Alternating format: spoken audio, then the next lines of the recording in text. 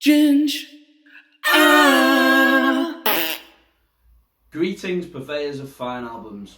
August the 7th, 1990, Extreme release Pornograffitti, the second album. To give it its full title, Extreme 2 Pornograffitti, a funked up fairy tale. Here I am with my tab book that has been extremely well worn, well used. Anybody of a certain age who plays guitar aspires themselves to Nino Bettencourt on this album. On this podcast we go through the album track by track with our own interpretations of what the songs are about, with a few interesting facts and little quirky things along the way. Enjoy! I'm delighted to be joined by my old sparring partner, Mr. Joseph Cowan. Have we got it all right? Yeah, no, it's Cowan. It's as it's spelled, yeah, Cowan. Cowan. You see, because I'm just... Everyone tries to be polite. You see, it says, is it Cowan? No, it's Cowan. It's as it's written. Yeah. I'm just used to calling you Fish, so I'm going to call you Fish from now. That's no problems, mate, yeah. Yeah, just tell everybody a little bit about yourself, what you're up to. Yeah, been playing in a function band for the last 11 years. Obviously, it's all been put on hold at the moment, as with all bands. Dying to get out gigging again, but it's nice to have a bit of a break and spend some time with my little lad. Just twiddling my thumbs at the moment. I haven't touched a guitar in weeks.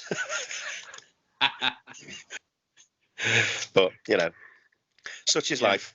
Yeah, well, I mean, I welcome the break, as I'm sure you probably have as well, but it's just because it's been enforced. It's like... Oh, yeah. Anyway, well, let's get on to the task, and let's start with the first track on the album. I would say any guitarist of the age of, 35 onwards, 35 to 45, any serious guitarist will know, whether they like this album or not, they'll know it's probably one of the greatest feats of guitar in the 90s that I can think of. Definitely. Well, let's go straight in with Decadence Dance, which was the first single. The B-side was Lil Jack Horny, which we'll get onto next, I believe. But yeah, what can you tell us about Decadence Dance? It sets up this album as you know. This album is all about decadence, excess, money.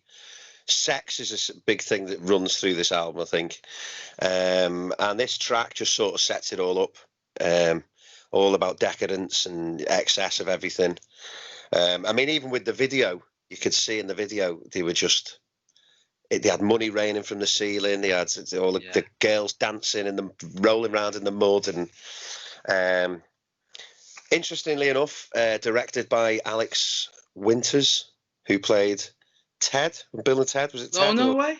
Well, there's a new one coming as well, isn't there? There is, yeah. Yeah, trailer looks good.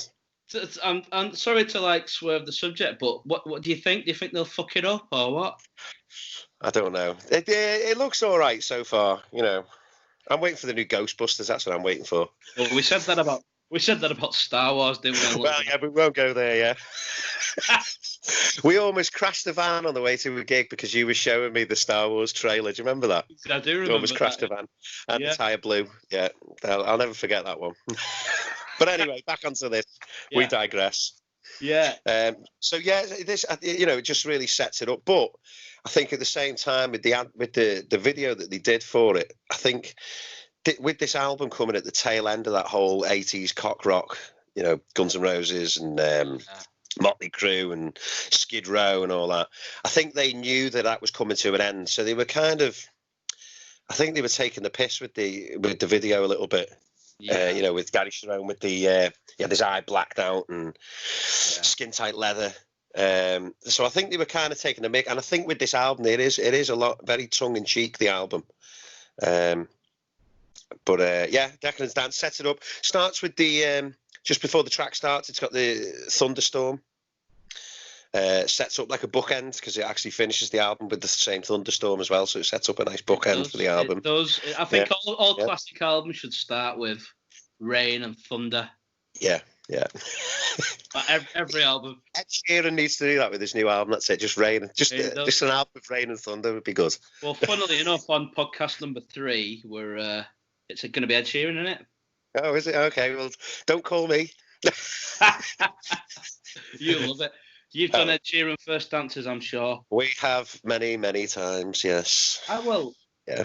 Well, we'll probably move on to the track that you may have done as a first dance in a little bit. But, Yeah. right at the beginning of the track, it says Francis, be careful. Who is Francis? I believe on various interviews, Gary Cherone has said that Francis, which is his middle name, is the little boy on the album cover. And the album is the story of him sort of traveling through his prepubescent sexual experiences, should we say. His first sort of fumblings, and then understanding about the decadence and consumerism of America, and a very American kind of, this album is just like a typical American rock album. It's the sort of song you stick on. If you ever buy a Mustang, it's the album that you put on. You crank it loud. I suppose you could be forgiven for thinking it's a cheesy American album, but it's quite scathing, really, of America, I think, in lots of ways. Yeah, I think it is. Yeah, I think so. Yeah. Well, let's move on to track number 2. Little Jack Horny. Yeah. Yeah. Yeah. Go on. What do you think of this track then? Well, for a start, I think the intro is what grabs me with the kind of tapped harmonics. Yeah. And I do have the tab book. It's knocking around somewhere, and it's like the original Bible. It's kind of older than that. It's that destroyed from me frantically ripping the pages out of it because I can't play it. But that intro is quite special. Old I think it's tapped harmonics. Sounds like it. Yeah. But I think it's about contraception, innit? I believe it's about teenage pregnancy, because there's the line, Mama said boys will be boys, and then Daddy said don't need no birth control. Birth control, that's it. Yeah. Birth control. And then it also, and I think it's about teenage pregnancy, because it says, second verse, Jack and Jill went up the hill. Well, Jack and Jill went up and down and up the hill again. Only time will tell if the little rabbit will show in Wonderland, which I think it's that kind of fear of teenage pregnancy that lads go through at some point in their life. A little bit like Eraserhead, the film. Have you seen that? I have, years ago. I haven't watched it in years, yeah. If anybody fancies a nice romantic night in with the missus, and Eraserhead, a good black and white classic. Yeah. Stick Eraserhead on. Yeah. And put extreme Pornograffitti on. I think it would match up quite well, yeah. Cool. Well, let's move on to track 3. And for a long time, I mean, it isn't my favourite track on the album actually, but for a long time it was. And it kind of reminded me a little bit of Led Zeppelin, really. The kind of the stabs in the intro. The intro, really. But what's your take on When I'm President? It's, again, one of those very American. It's that American dream, isn't it, about becoming president? Yeah, I mean, it starts with the what is it? When I remember it well, I was just about 3. My dad said, "Son, what do you want to be?" Very reminiscent of Beastie Boys, that kind of Beastie Boys rap kind of thing. You say yeah because all the way through that song it goes yeah, that kind of Extreme do that a lot. I think it's new that does that. We could just do that for an hour. Yeah, just this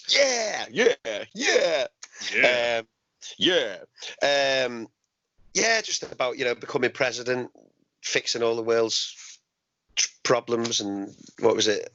Oh, my brothers in the desert's gonna have themselves a feast.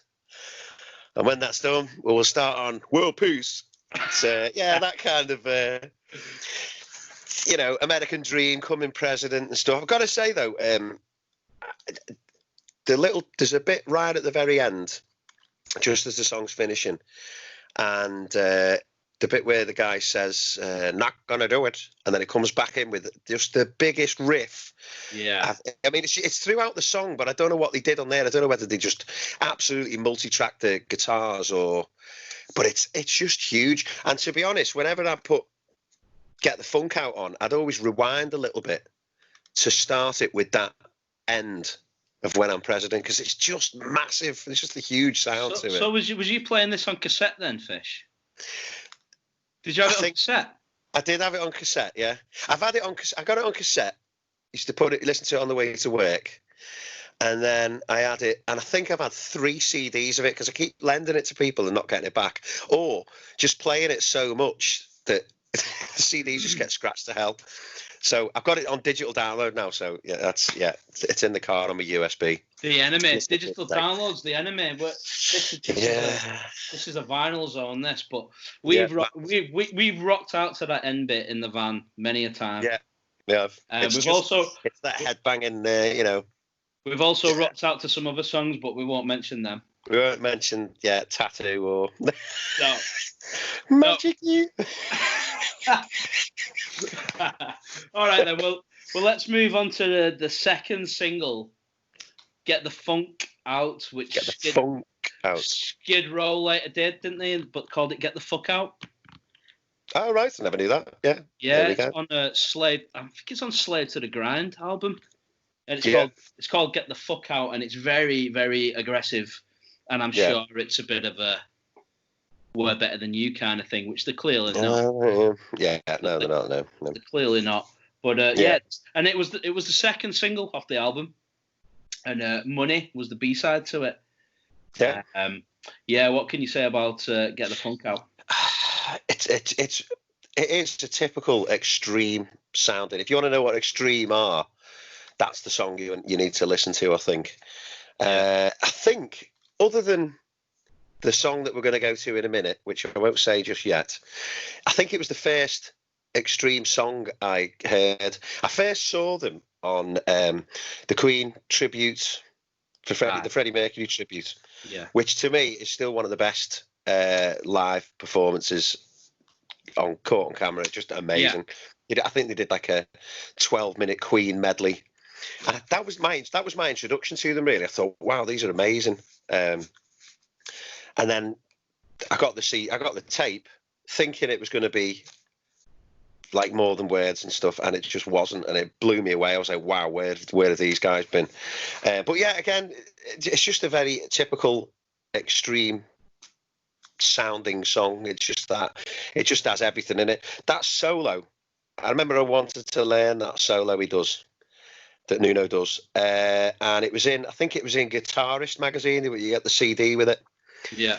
And even I was going to try it, but then on a little introduction to the track, they said that they had to use 3 different guitarists to play it, because the 3 guitarists who worked for Guitarist magazine, none of them could actually play the entire solo, so they had it broke into 3, and each one of them was taking a bit.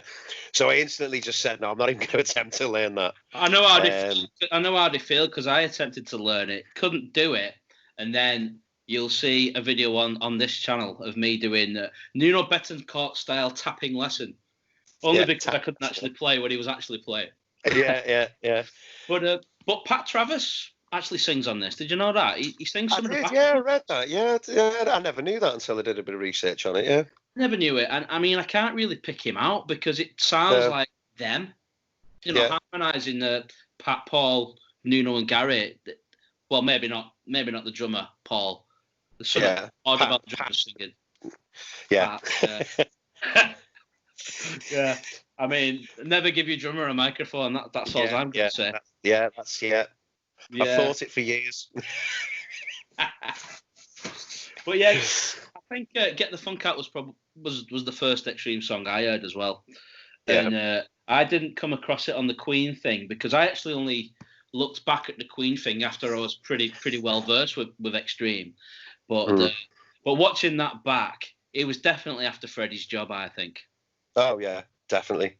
And I think even Brian May said on that, when he introduced him, he said, all these bands over the years, the Extreme were the bands that understood what Queen were about and what Freddie was about, and really encapsulated that sort of Queen energy. And I do think Gary Sharon is again, other than Freddie, I think he is one of the best frontmen. He's got so much energy, even nowadays. Even, I mean, they're still touring now, and he's still jumping around the stage and running around, and yeah. He's still wearing dungarees. I think he is. Yeah, he's a bit old now, but he's still good. He's still got a cracking voice. He's still got a cracking voice. He has. Yeah. Let's move on to the next track, which is the track that they're probably more famous for than any other. Yeah, the track, more than words. And I think the album probably wasn't doing great until they released this single. Yeah. And they managed to get, I don't mean to be sexist, but I think they managed to get a lot of female fans through More Than Words who probably bought the album. Can you imagine buying the album, having heard More Than Words and sticking it on? Yeah, and thinking, oh, these sound like these. I believe a lot of people thought that after seeing the video that Extreme were a duo, just an acoustic duo. Yeah. Yeah, I believe Nuno has said over the years that song has been a blessing and a curse to them. Yeah. Because a lot of people turned up at the gigs thinking they were going to see this acoustic duo and then had the socks blown off by this heavy metal band. I did read somewhere that when they toured with, I believe it was Aerosmith, they absolutely refused to play this song. They did a world tour with Aerosmith, refused to play it, and they were about a week into the tour, and they found a note sprawled on the dressing room door from Steven Tyler saying, "Play the fucking song." Really? Yeah, and he said to them, "Look, you're never going to play. These people want to hear this song. You're never going to tour They were somewhere in Eastern Europe somewhere. And he said, you're probably never going to tour out here again. These people need to hear this song." So they started doing it again. But yeah, again, I think a lot of people, I mentioned to people, the album, and they never heard of it. You mentioned the band Extreme, never heard of them. Yeah. But then you say to them, they did More Than Words. And they go, oh, I know that one. Yeah, I love that one. But I wouldn't knock it. It is. I listen to it every so often. Most of the time, if I'm listening to this album, I'll skip it.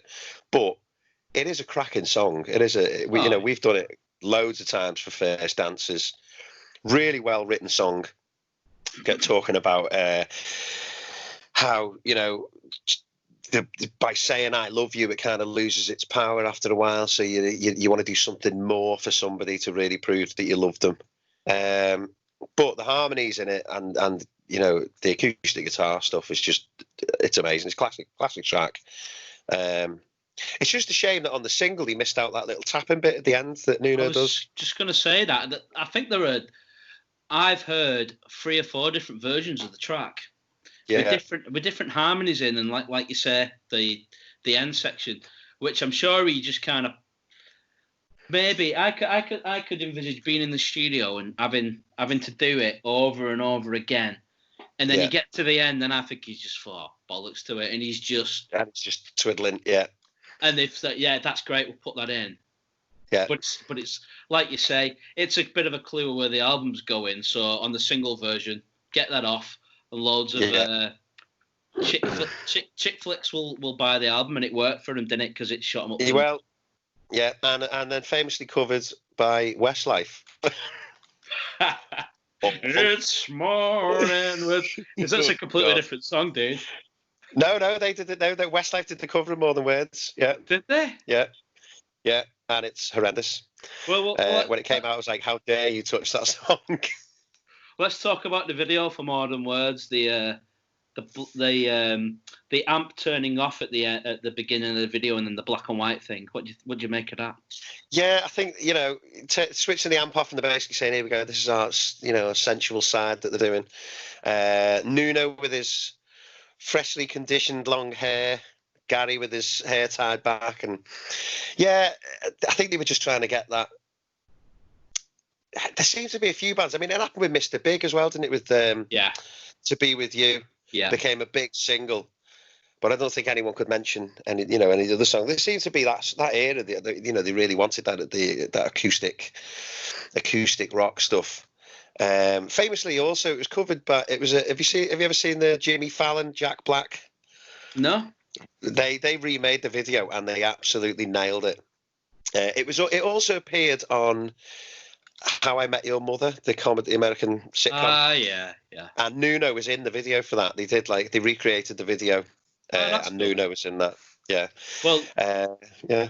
Have you seen Weird Al Yankovic's "Why Don't You Love Me Anymore"? Have you seen that? I haven't seen that. No, I'll have to check that out. So you'll have to check that because he redoes the Modern Words video. Oh right, okay, I'll check that. But in his own different way. The ending is particularly good. Right, okay, I'll check that. I'll send you the link to it after this. You send me the link to the. I'll send you the Jack Black one. Yeah. Now, just one last thing on the Modern Words. The album after Pornograffitti is Extreme 3 Sides to Every Story. 3 Sides to Every Story, yeah. Now, you know the Rest in Peace? I think that was the first single off it. Yeah. You get that little acoustic bit at the end, and I'm sure that was like a little tongue-in-cheek nod to Modern Words. Right. I'm sure it was. Do you know the bit I'm referring to? I think so. Yeah. I think I know the bit. That's the track? Is that the he does the little Jimi Hendrix riff? Yeah. I'll have to check that again. Yeah. They seem to do a little acoustic bit right at the end, and I think it's a little bit of a, again, tongue-in-cheek reference to Modern Words, really. Yeah. We'd say we hate playing this song. Yeah, pretty much. Yeah. But yeah, I know that Gary over the years has said that he hated playing it for a while, but he kind of accepted it now as what it is, and but it is a cracking song. I've got to say, it is a really good song. Totally is. Great first dance song. Very much so.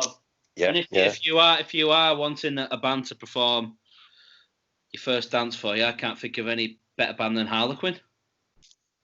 Cheers, mate. Plug us. Nice plug there. Shameful plug. Shame. All 200 people who are going to view this are going to be Facebooking you to speak. That's it, yeah. Can you do more than words? Let's move on to the next track, Money. Brackets. Money. In God We Trust. In God We Trust, yeah. Hallelujah. Yeah, another big favourite of mine off the album. I mean, I don't know about you. I know we've already done Get the Funk Out of Modern Words, but you'll probably find this is a common theme in all these podcasts. I tend to skip the singles. So I'd usually skip track 3 and track 4. Sorry, track 4 and track 5 and go straight on to the good stuff, Money. Yeah. So, I think, at any point in time, I think almost every song on this album has been my favourite at some point. Yeah.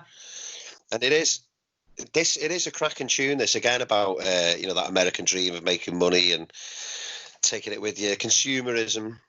But again, full of some cracking guitar stuff from Nuno. Oh, yeah. One thing I was going to say, that the bass player, Patrick, every bass player is going to cringe. He uses a plectrum, doesn't he? He does. Every bass player has just gone, a bass player with a plectrum. But I think it works because he plays a lot like he's playing a guitar, I think. And it works well with Nuno. Especially, you notice it more at the beginning to Get the Funk Out. Yeah. But you do notice it in God We Trust as well. In Money, in God We Trust. Very percussive, forward sounding bass. It's very cuts through the mix. Oh yeah, definitely, yeah. A little bit like Guns N' Roses, Duff, kind of. Duff, yeah. Because I just love the way you say plectrum in that Wirral accent. Plectrum. You said it as if it was like an absolutely filthy word. It is. If you're a bassist, it is. I agree, mate. I agree. You've got to have those fingers bleeding when playing bass, haven't you? How to alienate a quarter of your audience is say that if you're a bass player, you shouldn't use a plec.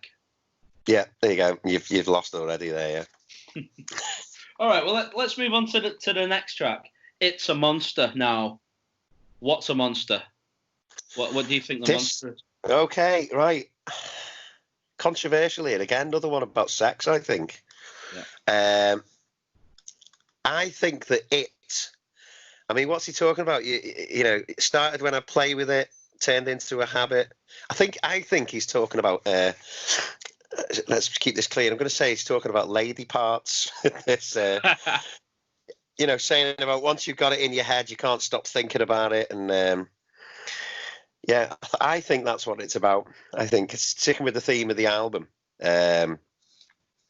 Yeah, I think he's talking about. I originally thought he was talking about masturbation, but now I think listening to it again, I think he's talking about lady bits, shall we say, and how men can become obsessed. And I can't remember what the line was, but there was certainly a line in it when you think about it and listen to the lyrics.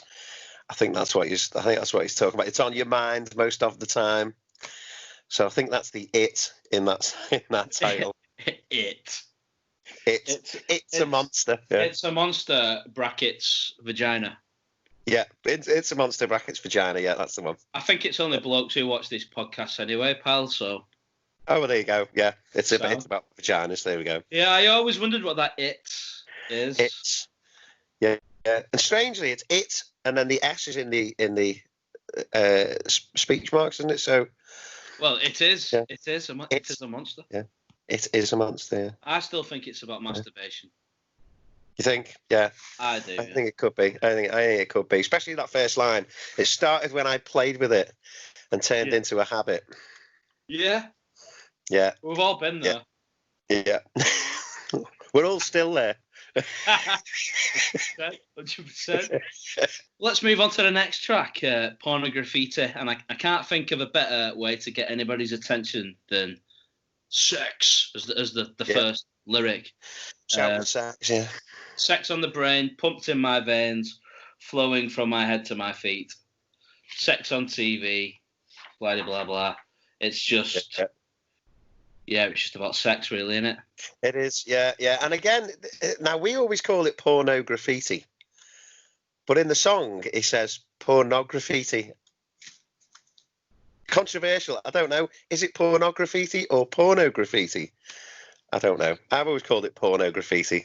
I've always called it pornograffitti as well. Yeah. Well, we'll call it whatever we want, yeah. But yeah, again, sex, sex on the TV, in media, how it's just everywhere. And then towards the end of the song, just shouting sex right to the end of the song. It's pretty obvious what the song's about, really, but a cracking tune. Another typical extreme song. It's only now we're analysing this album that I've just kind of realised every track's about a penis. I think it is. It either is or we've just got sex on the brain and we could be completely wrong. and it's not about sex. But I think it is, shouting sex at the beginning of it, I think that pretty much says what it's about. I mean, the guitar solo in this, the guitar solo in every track on this album, most tracks it's just incredible. Really aggressive solo in this one. Oh yeah, fast picking, working its way up the scale at the beginning of it. Yeah. I think he pretty much uses all the tricks in his bag on this solo, doesn't he? Really, it's got loads of tapping in it. It's got big legato, fast. It's got everything in it. Yeah. And it uses the is it the gargle when you flick the flick the trem arm and get that gargle, which I don't think I can recall that actually be. I know it's a trick that people use, but I can't recall it ever being used in many songs. I think I've sort of heard Steve Vai do it, and I know that John Petrucci does it a few times out of Dream Theater as well. Yeah. I can't believe I went a full podcast without mentioning John Petrucci in the first one. I had to mention him at this point in this one. That's okay. Yeah. It's about half an hour mark, is it? Yeah. Gargles. Yeah. And like you say, it's a technique we all know, but nobody ever uses it. Yeah, and it sounds great. When it's used, and he uses it really well in that song. But again, it just uses every technique, and it's just if you want to know what Nuno can do, that's the solo to listen to there. So we're moving on to track number 9 now, which is called When I First Kissed You. It's usually a track that I skip. Yeah, I skip. I was forced to listen to it for this podcast. This is very crooning, kind of a Frank Sinatra kind of Rat Pack number. Yeah, that kind of New York jazz club. Again, it's a track that I skip. This one. You know what? I don't think I've ever listened to it that many times. I listened to it in full the other day, but I'm going to put a picture in your mind now. Every time I hear this track, and especially listen to it again back the other day, I can just imagine Gary Cherone in a sequined red Jessica Rabbit dress with the split up the side on top of a piano in a jazz club in New York. It's not my favourite track. Thanks for that, man. Well, let's totally skip it. Let's skip it here as well. With Nuno on piano with his fedora, it's a cheesy song, but that crooner kind of. It's an odd one to have on the album. I think I don't know whose idea that was, but it breaks the album up a bit, doesn't it? Yeah, I suppose. But yeah, it is one I skip. Yeah, it is one I skip. Well, we'll move on to the next track, which is skip that one. Yeah, Suzi wants her all day. What does she want all day? Well, what does she want all day? Suzi wants. Well, the first line of that chorus is Suzi wants her all day sucker. Yeah. Again, I think it's another innuendo. This. I think you're right, mate. What is Suzi? Suzi wants her all day sucker, and then the reply is Suzi wants her all day what? Yeah, I think this is it. Another sexual innuendo song. Cracking tune again. A little Jack Horny. Sort of playing on the crossing that nursery rhyme boundaries, innuendos. I think it's obvious what that one's about as well. Yet again, what is she sucking on? It's certainly not a lollipop, I don't think. Yeah, I'm just looking at the lyrics here now. It's the only flavour I think she likes to eat. You don't eat a lollipop, so. Yeah, it's definitely another innuendo on that. Yeah. Are you a cruncher or a sucker when it comes to lollipop? I think I'm a cruncher, but I've cracked my tooth. I cracked my tooth last week, so and I can't go to the dentist, so I'm not on the suckers at the moment. Thank God, I have to suck them at the moment. Oh, this is going right down into the guts of this one, isn't it? Well, I'm a cruncher, so I'll let you all do all the sucking. Yeah, there you go. Yeah. So something that I forgot to mention. I meant to mention this on the track 2, actually. The little Jack Horny was the brass section. Yeah. And I've got brass section. I've got all the members here, and you've got Bob Finlay on trumpet, Chuck Finlay on trumpet, Bill Waltrus on trombone, and then it says here Dick Slide Hyde on bass trombone. Right. Okay. So I looked into this guy, and he's played with everybody. He's played with Sinatra, Jaco Pastorius, Steely Dan, Earth, Wind and Fire, the Beach Boys, Tom Waits, Supertramp, Ringo Starr. Ringo Starr, you can do a really good Ringo Starr voice. There you go. Yeah, I think so. Yeah. Come on. Do you want to do some of the lyrics from Suzi in a Ringo Starr? Okay. So go, give me some lyrics then, and I'll do it in Thomas the Tank Engine. All right. Well, we'll go. Sexy Suzi losing all her sleep, feeling very hungry. She's got her tongue in cheek. Sexy Suzi losing all her sleep. Suzi wants her all day. That's it, isn't it? Yeah. Thomas the Tank Engine came into the station. Suzi wants her all day, sucker. Do you know, I don't think it's a very good impression. I think it's just with you being from Wigan, anyone from Liverpool sounds like one of the Beatles. I think you're right, yeah. I think that's what it is. Yeah, so Dick Slide Hyde he's played Dick with Slide all Hyde, okay. Donna Summer and Extreme. There we go. And then we've got Pete, Christy Leb on tenor sax, and Joel Peskin also on tenor sax. Anyway, let's get back to the task at hand. And I know we've discussed this one before, and I think we agree that this next track, well, it's certainly my favourite on the album. Yeah, it's my favourite. He-Man, Woman Hater. obviously, well, I'll let you go with this one, dude. Well, yeah, it starts with the famous Flight of the Wounded Bumblebee, not Flight of the Bumblebee. Nuno giving that virtuoso. I think it's his version of Eruption, really, isn't it? It's his, as Van Halen did with Eruption. Again, never learnt to play it. Would love to. So starts off with that sort of 1 or 2 minute guitar virtuoso. Nuno showing off, really, isn't it? Oh yeah. And then comes in with one of the coolest riffs I've ever heard in my life. Yeah. That very percussive, very fast, chuggy riff. Dweezil Zappa playing the solo at the beginning. Yeah. Which I didn't know for years, yeah. Neither did I. And when you listen to it back, it is a completely different tone as well to Nuno. And he plays the outro solo as well. And funnily enough, Dweezil Zappa did a solo album the year after Pornographitti. Right. And all of Extreme are on that. And he does a version of Staying Alive with Donny Osmond singing the vocals. Have you heard it? I haven't heard that, no. It is amazing. I'm going to check this out. And Nuno Bettencourt plays a guitar solo on it. I think Zach Wilde does a solo in it as well. But yeah, I mean, Donny Osmond, what a rock voice. Who knew? Yeah. I mean, I know they did Crazy Horses and stuff. Well, yeah, Crazy Horses is a classic, isn't it? Yeah. Yeah. And they were touching on it with that, weren't they? They were touching on the rock kind of with Crazy Horses. Yeah, I think that's where they wanted to go. But I'll have to check that one out, yeah. Yeah. So it's Dweezil Zappa, yeah. The album is called Confessions, I think, or Confessional. I think it's Confessions, and Extreme are featured quite heavily on the album, actually. All right, okay. Yeah. I should check that out. It's a rubbish album, though. It's terrible. It's terrible, but it's worth it for staying alive. It's worth it for staying alive because I'm going to check that out. I'm going to have to check that.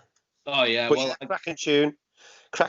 It is a misogynistic song, isn't it? Really saying, it's about hating women. Sooner or later, you'd be a He-Man woman hater.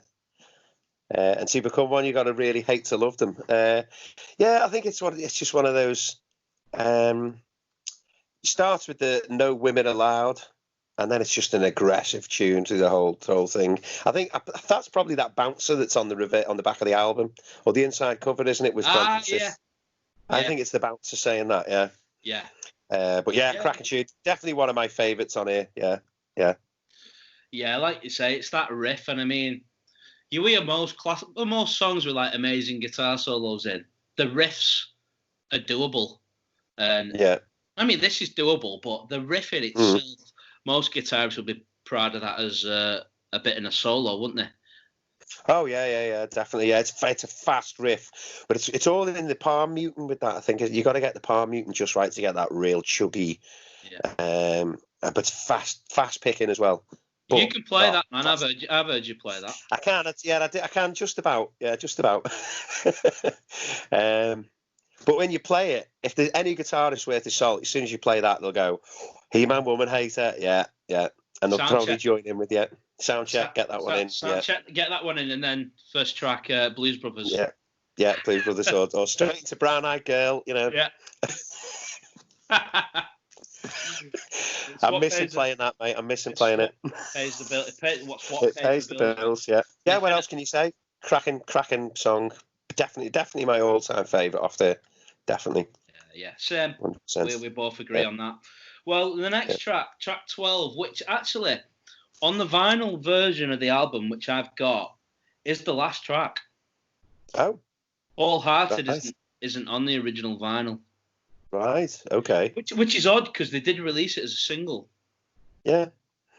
Yeah, but it's not on the album. So I mean, when I listen to "Song for Love" today, you can tell they've written that as a last song on an album. I think so. Yeah. It's definitely that. I was listening to it again the other day and really trying to get the meaning of it, and I think it's about losing your love, but still having your mates. Your mates saying, "Come on, mate. You can pull it together. You've still got us." And then hence the all for one, one for all. Yeah. Kind of Three Musketeers attitude with it. Very anthemy song, very anthemy. Again, with throughout this album, seems to be the backing vocals are very sort of crowd singing kind of backing vocals. Yeah. They've obviously, when they were all doing the backing vocals, they've all got around the mic and all just belted it out. But that song for Love definitely is the biggest one that they do that on. Again, it was one of those songs that I always skipped, but listening back at it, it is a cracking song. Like, it is a really good song. It is a great song. Yeah, I'm the same. I'd skip it. But it's got probably one of my favourite solos of the album on it, you know. It is a cracking solo, like, yeah. Really nice, slow. Yeah, melodic. really melodic, but you can just say, if you was to listen to that track on its own, you could tell he's such a great guitarist and he could rip it up at any point, but he doesn't.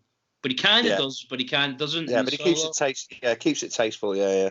Oh, it's very tasty. So I don't know whether Song for Love is the last track on the cassette version. I don't think it is. No. No. I think on the cassette it was Wholehearted. Yeah. Yeah, and obviously the CD version, it's Wholehearted is the last track as well.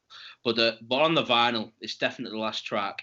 Yeah, I think they ran out of room on it, and then I think maybe they whacked it on the CD version, and then because More Than Words did so well, they decided to release the next track, which we'll talk about in the next track now, Wholehearted.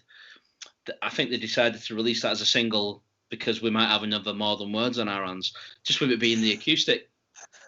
I think so, yeah. I believe the record company were just like, we're so surprised at how well More Than Words did. They were just like, can we hit gold twice? Now, More Than Words obviously got to number one in many countries. It was number one in the UK, number one in America. It was pretty much in the top 10 wherever it was. So it was always in the top 10. And it's almost as if the record company thought, let's do it again, because this is a kind of an acoustic number as well. Although it's not, it is an acoustic track, but it's not anything like More Than Words, is it? No. But I think the record company were just looking at the money, thinking, we can do this again here. So that's the one that we're going to release. But a really good tune, Wholehearted. Along the lines of More Than Words, acoustic-y, but it's very different. It's very driving, isn't it, with that 12-string sound? Yeah, it is driving. Yeah, that 12-string sound. If you learn it and play it on a 12-string, it's so fun to play. Almost cowboy song, kind of that. You know what I mean? Like it's almost Western in a way. I could imagine it being on the Tremors soundtrack or something like that. I know it's not like, but yeah. It's that kind of, the Tremors soundtrack. Yeah, that'd be good. But great tune, great tune. And again, if anyone was a fan of Extreme because of More Than Words, they'd heard this song as well and would love this one as well. It was another good way to step into becoming an Extreme fan. Do you know what I mean? Because it was, it had some of those fast riffs and stuff. It had, the guitar was a bit more Nuno, wasn't it? Yeah. But I believe it was written while he was on the toilet, though.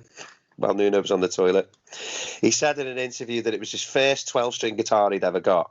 And as soon as he got it out the box, he went and sat on the toilet. And in his words, it all just came flowing out. So and he wrote Wholehearted. So there's a hole in my arse then instead of a hole in my heart. There's a hole in my arse. It can only be filled by you. Oh no! No, that sounds really bad. Trust me, that bit was not scripted because I didn't know if I was going to say that. Now, every time I listen to that song now, I'm going to be singing that. There's a hole in my ass that can only be filled by you. No, but cracking tune. I always thought it was a love song, but apparently it's about God.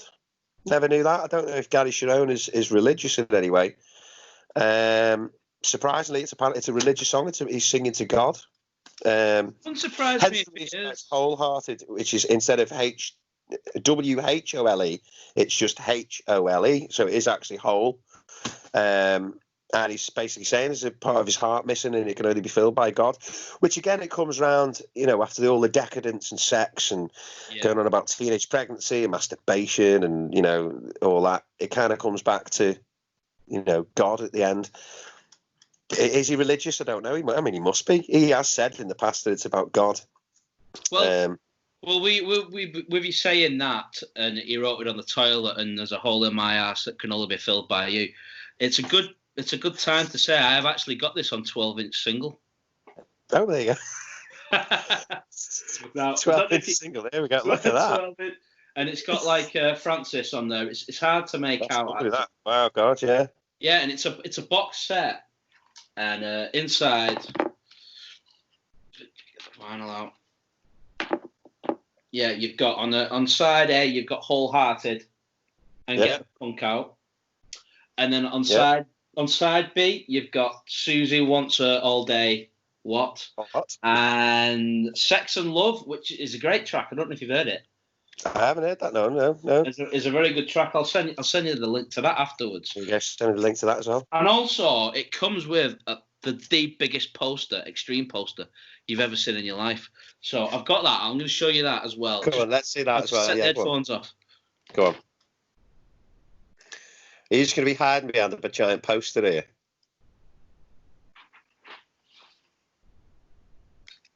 Wow. Good Lord. Wow. And there's your guts at the bottom of it.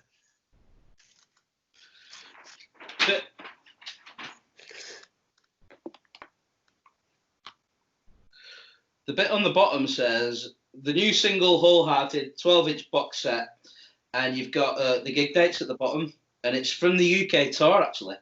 Right, yeah. I mean, I'm guessing this would be. I mean, the album came out in August, so I'm guessing this would maybe be August 1990. So you got November the 16th, Birmingham NEC Arena, the 18th Hammersmith Odeon, again Hammersmith Odeon on the 19th. And then the 20th, Liverpool Royal Court. Have you ever been there? Royal Court. I have been there, yeah. I've been there a few times. I went to see... who have I seen there? I can't remember who I've seen there. I've seen Pulp there. And I remember seeing Supergrass there. Back in the indie days. Yeah, that was great. Oh, God, who else have I seen there? Shed 7. Great live Sleeper. band. They're a Shed great 7, band. Yeah, great band, yeah. Sleeper. Who else have I seen? I've seen a couple of stand-up comedy, tours there as well. Good venue. Yeah, very good venue. Not too big.